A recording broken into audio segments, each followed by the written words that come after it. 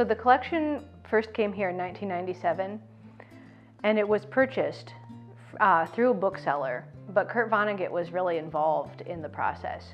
He very much wanted the papers to come to the Lilly Library at IU. So after Kurt Vonnegut died, which I think was in 2007, the bookseller, Glenn Horowitz, discovered that there was like a treasure trove of newly discovered manuscripts, boxes more of material, and so then we made a second purchase. I do know that he talked a lot in his writings and in his speeches and interviews about being a Hoosier. He was proud of being from Indiana, and he really identified that way. And by the time that he was looking at places to establish his collection, we had become a well-known Indiana Archives and Special Collections Rare Books library, and we were in the state that he wanted his materials to be in, so it was a good fit.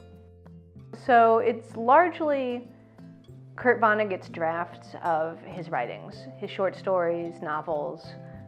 He did some theatrical adaptations of his works, as well as drafts of speeches, and then there's a lot of correspondence as well.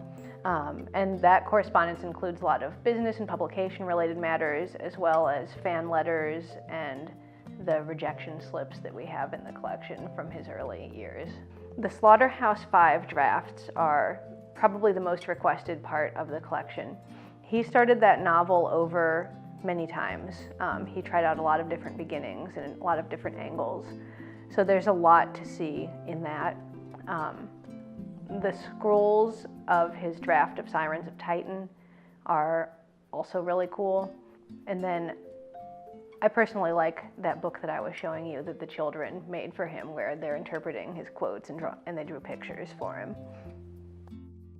You know, it is strange because you can really sense his presence. Some collections that we have, like especially if they were done on a computer, they're very impersonal.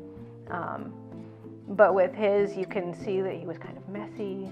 Sometimes there are coffee stains on things, or he's crumpled them up, or he's ripped them. He had a really heavy hand with his pencil, as I was just noticing when I was looking at his doodles. You get a sense of his personality, and you sort of feel closer to knowing him by being right there with the things that he touched and that he created.